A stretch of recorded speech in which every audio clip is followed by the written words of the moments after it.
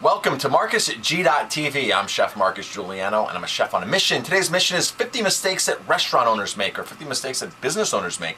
This is part of my ongoing series found at 50mistakes.com. Today's topic is data. And I have Jamie and Dina here with me in the office. Say hello, ladies. Hello. So, I want to talk about a good customer experience that I just recently had at a place called REI. REI is a recreational outdoor sporting store, REI. They're all over the country. Now, I went to my first REI again for the first time in almost 11, 12 years. I used to love these stores. I used to live in Colorado and we used to go to them all the time. Moving back to the East Coast, there was one that was in my sort of out of the way area that I'd gone to once or twice. And I haven't been to one. That location ended up closing, so I haven't been to one in almost 12 years. So I go in, I get great customer service. The staff is very well trained. And when I go to pay, they ask me, are you a member here? And of course I was a member 12 years ago, right? So I just nonchalantly said, well, I used to be a member years and years ago, like 12 years ago. I said, don't worry about it though. And she goes, no, I can pull up all your information. Isn't that amazing, Dina? Yeah, that's, 12 years later, she goes... 12 years later and they still have... She goes, I'll pull up your information. I said, okay. So I gave her a phone number, and she goes, I'll have your phone number. I said, I doubt it's the same phone number from 12 years ago. I lived in a different state. And sure enough, she put my name in, and she found my information. And she goes, let's update it right here, and you're reactivated again. And I said, wow, that's simple. Now here's the thing. If you've read Raving Fans, they talk about collecting customer data to be able to get a competitive advantage in your field, in your business.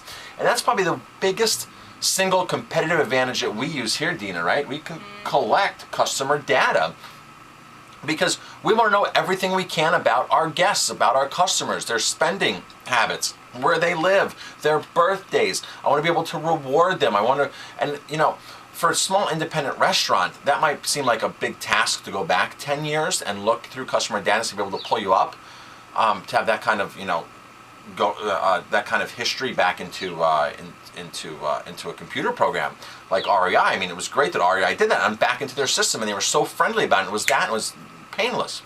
But if you're a restaurant, you have to think the mentality of a big store like that, of a big company, of a big operation. That has to be your mentality. Now, I've been doing our database, since we opened 10 years ago. I've been doing our database at my restaurant, and I can go back and we reactivate Dina people all the time, right? Yeah. Just the same way. Once you're in our system, you're in our system because you might have moved, because you might have not been shopping with us. You might go to the inactive mode.